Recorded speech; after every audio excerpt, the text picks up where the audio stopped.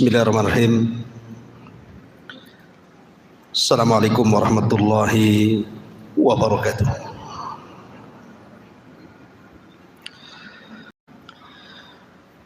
Salawat dan salam tak lupa kita hadiahkan kepada Rasul kita Nabi besar Muhammad sallallahu alaihi wa ala alihi wasallam.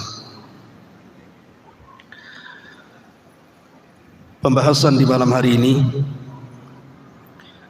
kita akan berusaha menyingkap rahasia-rahasia dan peristiwa-peristiwa yang terjadi di atas kepala.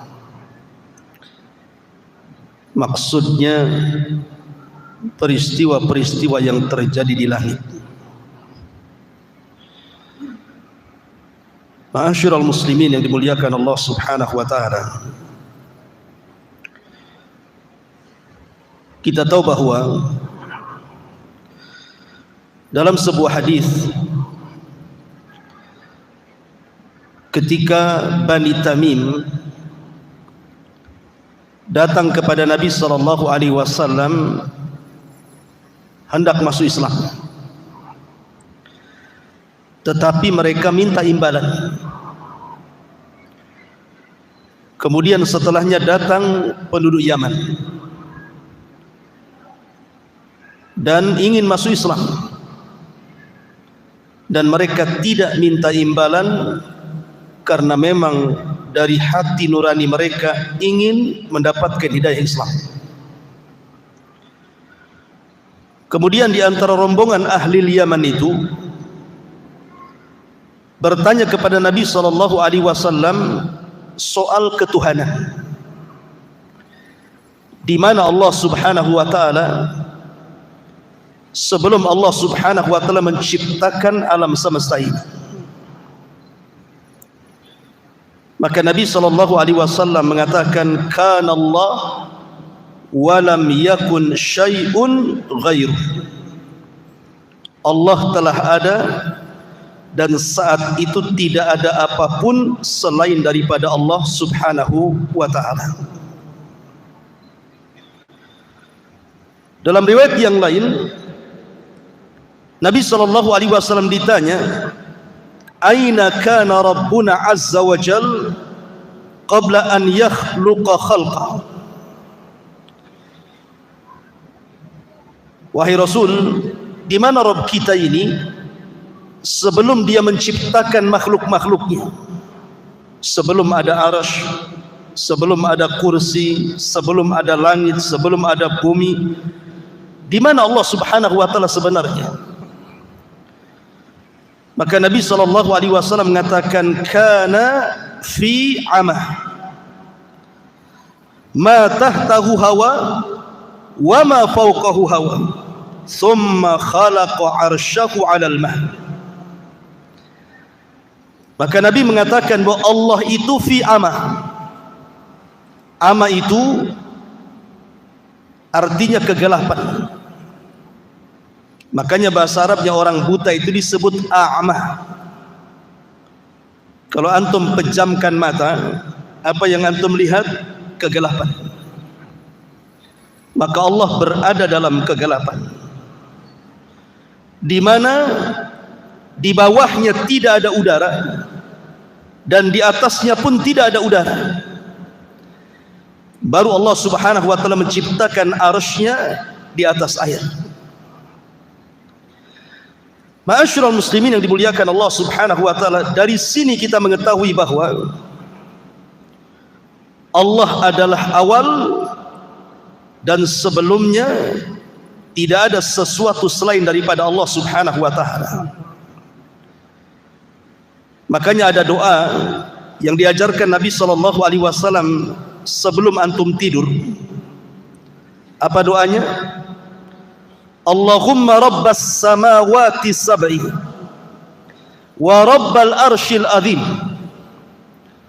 rabbana wa rabba kulli syai'in faliqil habbi wan nawa wa munzilat taurata wal injili wal furqan a'udzu bika min syarri kulli syai'in anta akhidhum binasiyati, Allahumma antal awwal falaysa qablaka syai'un, wa antal akhir falaysa ba'daka syai'un, wa antal zahir falaysa fawqaka syai'un, wa antal batin falaysa dunaka syai'un, iqdi 'anna ad-daina wa aghnina minal faqri. Ya Allah, Rabbnya langit yang 7, Rabbnya arsy yang agung, Rabb kami dan Rabb segala sesuatu, yang membelah biji-bijian dan biji kurma, yang menurunkan Taurat, Injil dan Quran. Aku berlindung kepadamu dari kejahatan segala sesuatu. Engkaulah yang memegang ubun-ubunnya. Ya Allah, Engkaulah yang awal, maka tidak ada sesuatu pun sebelummu. Engkaulah yang akhir, maka tidak ada sesuatu pun setelahmu. Engkaulah yang zahir, maka tidak ada sesuatu pun yang ada di atasmu. Dan Engkaulah yang batin, maka tidak ada sesuatu pun yang lebih dekat darimu. Lunasilah hutang kami dan cukupilah kami dari kemiskinan. Di sini ada kalimat antal awal falaysa qablaka syai'un. Engkau adalah zat yang awal-awal dan tidak ada sebelumnya sesuatu kecuali Allah Subhanahu wa taala. Baru setelah Allah Subhanahu wa taala menciptakan makhluknya, maka yang pertama kali Allah ciptakan apa? Arsy. Ada yang mengatakan qalam, ada yang mengatakan air. Ini khilaf ulama, mana yang lebih dahulu nih? Arsy, qalam, ataukah air? Ada yang mengatakan qalam dulu baru arsy, ada yang mengatakan arsy dulu baru qalam, ada yang mengatakan air dulu baru arsy, ada yang mengatakan arsy dulu baru air. Wallahu alam. Ini menjadi ranah khilaf para ulama, tetapi kebanyakan para ulama mengatakan bahwa seperti yang dipilih oleh Imam Ibnul Qayyim dan juga Syekhul Islam Ibnu Taimiyah rahimahullahu taala, bahwa yang pertama kali diciptakan adalah arsy, kemudian air, kemudian qalam. Baru setelah itu Allah Subhanahu wa taala ciptakan segala sesuatu. Artinya setelah itu Allah Subhanahu wa taala ciptakan langit dan bumi pada 6 hari. Dan itu difirmankan di dalam Al-Qur'anul Karim tentang penciptaan langit dan bumi itu fi sittati ayyam, pada 6 hari. Ada yang mengatakan bahwa 6 hari ini artinya bahwa dimulai daripada hari Ahad dan diakhiri sampai hari Jumat. Jadi Ahad, Senin, Selasa, Rabu, Kamis, Jumat, itu 6 hari. Adapun rinciannya berdasarkan hadis Nabi SAW, bahwa Allah Subhanahu wa taala pertama menciptakan bumi dulu 2 hari, Ahad dan Senin. Kemudian setelah itu Allah menciptakan langit, hari Selasa dan hari Rabu. Kemudian Allah Subhanahu wa taala turun lagi ke bumi, dan Allah menciptakan segala sesuatu yang ada di bumi. Allah ciptakan gunung-gunungnya, Allah ciptakan pantai-pantainya, Allah ciptakan lautannya, dan berbagai macam fasilitas yang ada di bumi. Dan itu hari Kamis dan Jumat. Dalam sebuah hadis Nabi SAW mengatakan, khalaqallahu azza wa jal at-turbata yawma as-sabti wa khalaqa fiha al-jibal yawma al-ahad wa khalaqa ash-shajara yawma al-ithnin wa khalaqa al-makruha yawma al-thulatha wa khalaqa an-nur yawma al-arbi'ah wa batha fiha ad-dawab yawma al-khamis wa khalaqa adam ba'da al-asri min yawmil jum'ah fi akhiril khalqi fi akhir saati min saatil jum'ah fi ma bainal asri ila laili. Rinciannya, Allah menciptakan tanah hari Sabtu, kemudian Allah ciptakan gunung hari Ahad, Kemudian Allah ciptakan pohon-pohonan hari Senin. Kemudian Allah ciptakan sesuatu yang tidak disukai manusia hari Selasa. Kemudian Allah ciptakan cahaya hari Rabu. Kemudian Allah Subhanahu wa taala ciptakan binatang-binatang hari Kamis, dan Allah ciptakan Adam setelah asar di hari Jumat. Ma'asyiral muslimin yang dimuliakan Allah Subhanahu wa taala, intinya bahwa setelah Allah Subhanahu wa taala ciptakan langit dan bumi dan berbagai macam galaksinya sampai kepada arasy-Nya, banyak peristiwa-peristiwa yang terjadi di langit. Apa saja peristiwa-peristiwa yang terjadi di langit itu? Tentu karena ini perkara gaib, harus berdasarkan nas. Langit kedua saja, jangan langit kedua, langit pertama saja kita tidak bisa melihatnya. Yang antum lihat itu awan, itu bukan langit. Karena langit itu sesuatu yang ada bangunannya. Dan Abdullah ibn Mas'ud radhiyallahu an ketika mengatakan jarak antara langit dan bumi itu perjalanan 500 tahun. Bayangkan perjalanan 500 tahun itu sampai di mana? Itu dari bumi ke langit, dalam asar Abdullah ibn Mas'ud radhiyallahu anhu. Makanya ketika para ulama membahas soal bulan, apakah bulan itu di bawah langit ataukah bulan itu di atas langit? Bagi yang mengatakan bahwa bulan itu di atas langit, berarti tidak ada orang yang sampai ke bulan. Tetapi kalau bulan itu di bawah langit, memungkinkan orang sampai ke bulan. Alasannya karena langit itu ada pintunya. Makanya dalam peristiwa Mi'raj, Nabi SAW dibawa oleh Jibril, dan Jibril tidak serta-merta langsung naik ke langit pertama, tapi lewat pintunya. Setelah Jibril kemudian meminta kepada penjaga pintu langit pertama tidak langsung membuka, tapi bertanya, "Man, siapa kamu?" Maka Jibril mengatakan, "Saya Jibril." "Siapa yang bersamamu?" "Muhammad." "Awa qad uhiya ilaih." Apakah sudah diwahyukan, diizinkan dia boleh naik? Kata Jibril, boleh, dan sudah diizinkan, baru dibuka.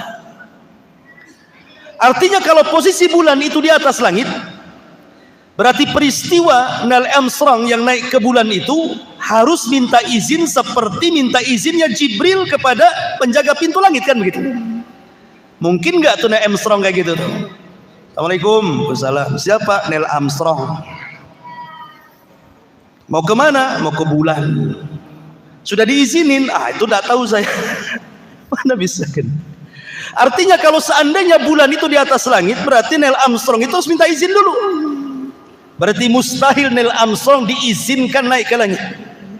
Gak mungkin, dia orang kafir. Mana boleh diizinkan naik ke langit? Mana dalilnya orang kafir tidak diizinkan naik ke langit? Al-Quran yang mengatakan la tufattahu lahum abwabus sama wa la yadkhuluna al-jannah hatta yalijal jamalu fi sammil khiyah. Ruhnya orang-orang kafir tidak akan dibukakan pintu-pintu langit padanya, dan mereka tidak akan masuk ke dalam sorga sampai ada cerita unta masuk ke lubang jarum. Artinya orang kafir tidak mungkin naik ke langit, kan? Karena tidak dibukakan pintunya. Berarti kalau memang bulan itu posisinya di atas langit, berarti dustalah kisah Neil Armstrong itu naik ke bulan. Tapi kalau bulan itu di bawah langit, mungkin karena kalau di bawah langit tidak perlu naik ke pintu, tidak perlu izin, kan gitu ya. Tetapi mungkin ini berapa persen? Karena ada sebagian para ulama seperti Al-Imam Asy-Syinkiti dalam kitab Adwail Bayan itu membantah bahwa tidak mungkin orang sampai ke bulan, mustahil. Kemudian membawakan surah Ar-Rahman, ya ma'syaral jinni wal insi in istata'tum an tanfudu ila samawati wal ardh fanfudu la tanfuduna illa bisultan. Walaupun ada juga yang mengatakan mungkin, walaupun sekali lagi penelitian dunia sampai hari ini masih meragukan Neil Armstrong sampai ke bulan ataukah tidak sampai ke bulan. Ada yang mengatakan bahwa itu di studio, buktinya benderanya berkibar-kibar, mana di bulan oksigen, macam-macam pokoknya ya. Intinya itu urusan orang pintar lah. Tetapi kita ini logika saja. Kalau memang bulan itu di atas langit, mustahil Neil Armstrong sampai ke sana. Tapi kalau bulan di bawah langit, mungkin saja, wallahu a'lam. Ma'asyiral muslimin yang dimuliakan Allah Azza wa Jalla. Di dalam Al-Quran, Allah Subhanahu wa Ta'ala berfirman, was-sama'i wat-tariq. Wa ma adraka mat-tariq, an-najmu saqit. Tariq itu artinya Anda mengetuk pintu, itu disebut tariq. Taraqal bab artinya mengetuk pintu. Dan yang dimaksud pintu di sini adalah pintu langit. Pintu langit ini tidak semua dibuka. Hanya waktu-waktu tertentu pintu langit ini dibuka. Contoh, dalam hadis Bara bin Azib radhiyallahu anhu, ketika Nabi SAW menceritakan tentang ruhnya seorang mukmin yang meninggal, apa kata Nabi SAW? Apabila ruhnya seorang mukmin dicabut, maka dicabut seperti tetesan yang terakhir yang keluar dari mulut teko. Kemudian setelah itu dicabut, ruh itu dicabut, maka malaikat maut tidak lama memegang ruh itu. Langsung disambar oleh malaikat lain, kemudian diletakkan di kain kafan yang sangat harum, karena kain kafan itu berasal dari sorga. Kain kafan yang sangat halus, yang sangat harum, yang sangat indah. Kemudian baunya sampai ke langit. Maka malaikat di langit bertanya, ini ruhnya siapa? Kok harum sekali? Maka para malaikat pun membicarakan bahwa ini ruhnya Fulan ibn Fulan. Maka ruh itu diangkat ke langit. Barulah pintu langit dibuka. Jadi rusulul maut, rasul-rasul kematian itu, para malaikat yang membawa ruhnya seorang yang beriman akan mengetuk pintu langit pertama, kemudian dibuka. Kemudian pintu langit kedua sampai ke-7. Setelah berhadapan dengan Allah Subhanahu wa Ta'ala ruh tersebut, maka Allah Subhanahu wa Ta'ala katakan, kembalikan ruh ke dalam jasadnya, letakkan catatannya fil illiyin, di tempat yang paling tinggi di surga. Artinya bahwa hanya ruh orang-orang yang beriman yang bisa naik ke atas langit. Kemudian peristiwa yang kedua yang bisa melewati pintu langit itu adalah terangkatnya amal saleh. Sekarang bulan apa? Bulan Sya'ban. Sekarang sudah masuk tanggal 1 bulan Sya'ban, besok tanggal 2 kan gitu. Bulan Sya'ban ini ikhwan adalah satu di antara 4 waktu di mana amalan kita diangkat ke langit. Satu di antara 4 waktu di mana amalan kita diangkat ke langit. Waktu yang pertama, setiap asar dan setiap fajar. Berdasarkan hadis Nabi SAW, yata'aqabuna fikumul malaikah, malaikatul laili wa malaikatul nahar, wa yajtami'una fi salatil asri wa. Saat manusia sedang salat fajar subuh, maka malaikat malam naik ke langit. Ketika Nabi SAW, man hafadha ala baradaini dakhalal jannah. Siapa yang menjaga 2 waktu salat subuh dan asar, dijamin masuk surga. Karena itu pertukaran malaikat yang mencatat kebaikan siang dan juga malam. Ini alasan pertama bahwa setiap asar dan setiap subuh pintu langit terbuka. Dan semua manusia akan diangkat kecuali 2 orang nggak diangkat amalannya.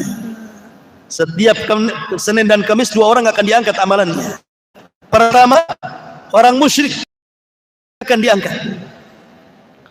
Yang kedua, musyakhir, Orang yang suka memutuskan silaturahim, orang yang ada masalah dengan orang tuanya, masalah dengan saudaranya, masalah dengan tetangganya, masalah dengan kaum muslimin, suka bertengkar, hasad, dendam, dengki, gak akan diangkat tuh amalannya. Kenapa Nabi SAW menyebutkan dua perkara, musyrik, musakhin? Apa alasannya? Adapun musyrik, Allah mengatakan, la in asyrakta la yahbatanna amaluka wa la takunanna minal khasirin. Kalau engkau melakukan kesyirikan, hancur lebur amalanmu dan engkau termasuk orang yang rugi. Kalau hancur lebur, apa yang mau diangkat? Diangkat kalau ada amalannya. Kalau nggak ada amalannya, lo apa mau diangkat? Kan sudah lebur gara-gara kesyirikan dia. Kemudian musakhin, orang yang dengki, hasad. Maka Nabi mengatakan, iyyakum wal hasad, fa innal hasada ya'kulul hasanah kama ta'kulun narul khatam. Hati-hati kalian, jangan ada hasad di hati kalian, karena hasad itu bisa menghapuskan kebaikan kalian seperti api melalap. Kalau amalannya hangus dibakar api, seperti kayu bakar dilalap api sehingga jadi debu, apa yang mau diangkat?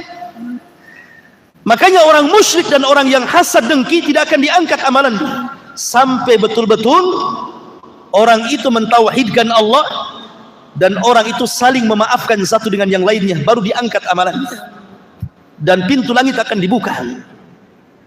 Kemudian yang ketiga, di bulan Sya'ban, bulan ini bulan di mana amalan kita diangkat, ikhwan. Usamah ibn Zaid bertanya kepada Nabi SAW, ya Rasulullah, lam ara tasumu min syahrin min syuhuri, yang membayar hutang Ramadan tahun kemarin kan itu ya. Maka ketika masuk Ramadan gak kaget. Kenapa? Biasa puasa. Coba gak biasa puasa, 1 tahun tiba-tiba datang Ramadan langsung puasa, kaget semua tuh. Perut kaget, semua kaget tuh. Kadang-kadang lupa minum siang-siang, disangka bukan Ramadan. Sehingga minggu pertama biasanya jadi puasa tidur tuh, tidur saja. Normalnya minggu depannya biasanya. Kenapa? Karena tidak terbiasa puasa. Jadi kaget semuanya.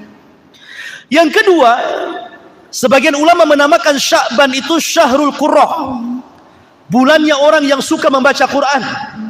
Sebagian mereka menghafal Quran, sebagian mereka membuka mushaf Quran, sehingga ketika bulan Ramadan yang tadinya tidak lancar sudah lancar. Yang tadinya lupa-lupa sudah ingat. Yang tadinya ingin hafalannya ketika sholat sudah ada hafalannya. Jadi gunakan bulan Sya'ban ini bulan untuk banyak membaca Quran.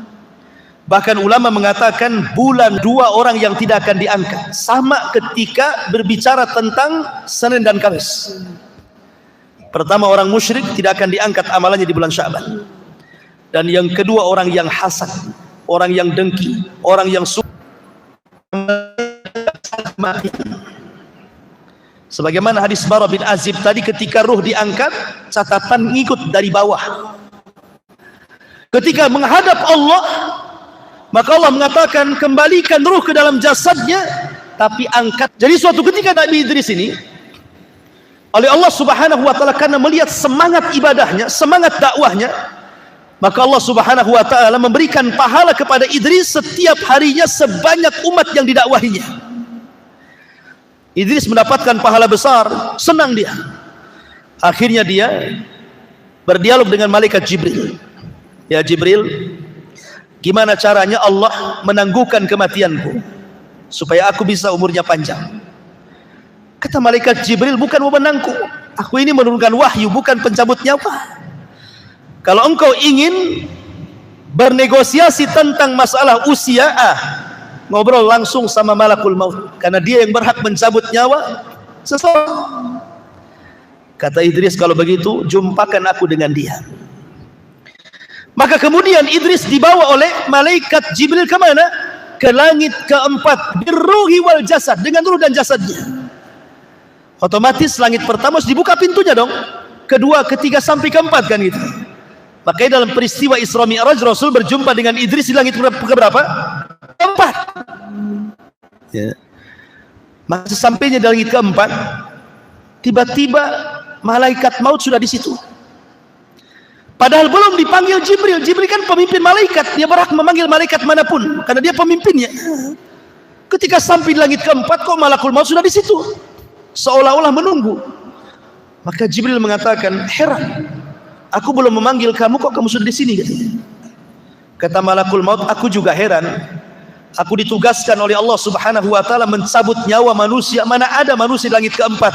Ya sudah, aku turun saja ke langit keempat, katanya. Kata Jibril, jangan-jangan yang kau maksud adalah Idris, karena tidak ada manusia di langit keempat kecuali dia, kan begitu ya. Idris mau minta tambah umur, malaikat maut pula ditugaskan nyabut umur. Itulah ajal. Apabila sudah sampai waktunya, tidak mungkin mundur, tidak mungkin maju. Di mana ada kaidah al-hadaru la yamna'ul qadar. Menghindar dari kematian itu tidak mencegah takdir kematian. Orang ini kan mau menghindar dari kematian, kan? Takdir kematiannya sampai di situ. Ini yang pertama. Yang kedua, Isa bin Maryam. Ketika tentara Romawi, orang-orang Yahudi mengepung markas Isa bin Maryam, ketika itu Isa sedang bersama orang-orang Hawariyun, sahabat-sahabat setia Isa bin Maryam. Isa tahu dia akan ditangkap, dibunuh, disalib. Maka Isa mengatakan kepada murid-muridnya, siapa yang ingin kuserupakan wajahnya denganku, maka kujadikan dia temanku di sorga. Maka satu di antara murid Isa siap digantikan wajahnya, diusaplah wajahnya sehingga mirip dengan Isa. Maka Isa pun tidur, kemudian diangkat ke langit birruhi wal jasad, dengan ruh dan jasad. Kemudian orang yang diserupakan itu ditangkap, disalib dan dibunuh. Maka orang Yahudi mengklaim bahwa mereka sudah membunuh Isa bin Maryam. Padahal Isa tidak dibunuh, Isa tidak disalib, Isa diangkat ke langit. Ketika Isa diangkat ke langit, otomatis pintu langit dibuka. Dan dia pun tinggal di langit kedua bersama Yahya ibn Zakaria. Dan Isa ditemui oleh Rasul birruhi wal jasad, karena belum mati. Maka dia berada dengan ruh dan jasadnya. Yang ketiga, peristiwa Isra Mi'raj. Dimi'rajkan oleh Allah Subhanahu wa taala dari mana? Baitul Maqdis sampai hari ini. Syam berkembang Islam hari ini. Irak berkembang Islam hari ini. Jazirah Arab berkembang Islam dari ini. Kenapa? Karena Rasul jadi imam di belakang para nabi yang pernah mendakwai daerah-daerah tersebut. Bahkan Islam bukan hanya berkembang di 4 negara, Mesir, Irak, Arab, tapi sampai ke semua benua. Benua Asia, benua Afrika, benua Eropa, semua ada Islam. Ma'asyiral muslimin yang dimuliakan Allah Azza wa Jalla, dari sinilah Rasul Sayyidul Anbiya'i wal Mursalin, pemimpin para nabi dan rasul. Bahwa Nabi diangkat ke langit, kemudian berjumpa dengan Adam di langit pertama. Kenapa berjumpa dengan Adam? Supaya menjadi ibrah bahwa, karena kita tahu bahwa peristiwa Isra Mi'raj itu kan saat kesulitan dakwah, ikhwan. Paman Rasul meninggal, istrinya meninggal, tidak bisa berdakwah di Mekah, akhirnya hijrah ke Taif, sampai dilempari batu, mau masuk ke Mekah lagi tidak bisa. Jadi Rasul itu sedang kesulitan berdakwah. Lah disitulah Allah Isra Mi'rajkan ke langit. Jadi ketika melihat para nabi, banyak pelajaran yang Nabi SAW ambil dari para nabi di langit itu. Pertama, berjumpa dengan Adam. Sebagaimana Adam hijrah dari surga ke dunia, maka Rasul pun akan hijrah dari Mekah ke Madinah. Kemudian setelah itu berjumpa dengan Isa dan Yahya. Apa hikmahnya? Isa dan Yahya disakiti orang Yahudi, bahkan Yahya dipenggal lehernya untuk menjadi mahar seorang wanita pelacur bagi seorang raja. Begitu juga Isa, hampir dibunuh kalau bukan karena diangkat Allah. Artinya Nabi pun akan mengalami hal yang sama. Setelah hijrah dari Mekah ke Madinah, dia akan dihadapkan dengan permusuhan bersama orang-orang Yahudi. Bagaimana Yahudi Bani Nadir akan membunuh Rasul, bagaimana Bani Quraizah yang meracun Nabi SAW, bagaimana orang-orang Khaybar yang mengirim tukang sihir Labid bin Asam untuk menyihir Nabi SAW. Artinya Rasul akan dihadapkan dengan permusuhan besar dengan orang-orang Yahudi. Kemudian naik ke langit ketiga, berjumpa dengan Nabi Yusuf. Kenapa berjumpa dengan Nabi Yusuf? Yusuf itu disakiti saudaranya. Usia 10 tahun dicemplungkan ke sumur, kemudian diambil para pedagang, dijual di Mesir. Maka Rasul pun dakwahnya yang pertama kali menghalangi siapa? Saudaranya. Siapa saudaranya? Abu Lahab dan saudara-saudaranya yang lain. Sehingga Allah turunkan ayat tabat yada Abi Lahabin wa tab. Kemudian naik ke langit keempat berjumpa dengan Idris. Sebagaimana Idris diangkat derajatnya sampai ke langit keempat, maka Rasul pun akan diangkat derajatnya. Wa rafa'na laka dzikrah, kami akan angkat penyebutan wahai Muhammad. Hari ini tidak ada nama terbanyak di dunia kecuali nama Muhammad. Sebutkan nama, siapa nama yang paling banyak disebut di dunia kalau bukan nama Muhammad? Ketika antum azan mendengar nama Muhammad, ketika qomat mendengar nama Muhammad, ketika salawat mendengar nama Muhammad, ketika tasyahud mendengar nama Muhammad. Bahkan setiap ada orang lahir dikasih nama Muhammad, ada orang mu'alaf disebut nama Muhammad, macam-macam diagungkan namanya. Kemudian setelah itu naik ke langit keberapa?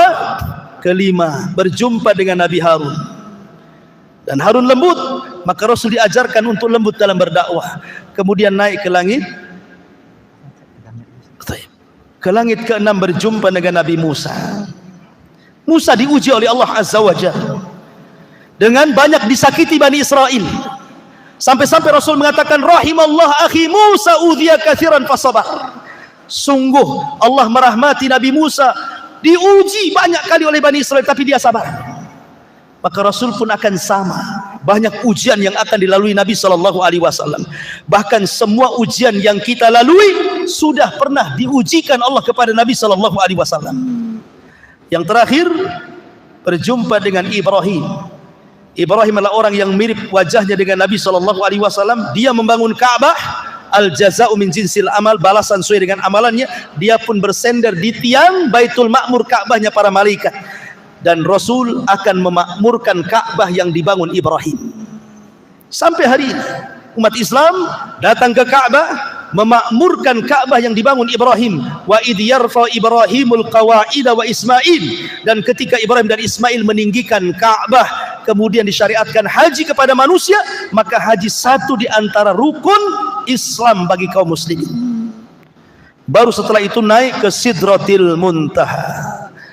Bagaimana kasusnya, kisahnya, dan peristiwa-peristiwa langit yang lainnya masih banyak. Nanti kita uraikan setelah Isya, karena sudah masuk waktu Isya. Subhanakallahumma bihamdika asyhadu an la ilaha illa anta astaghfiruka wa atubu ilaik. Allah ta'ala. Assalamualaikum warahmatullahi wabarakatuh.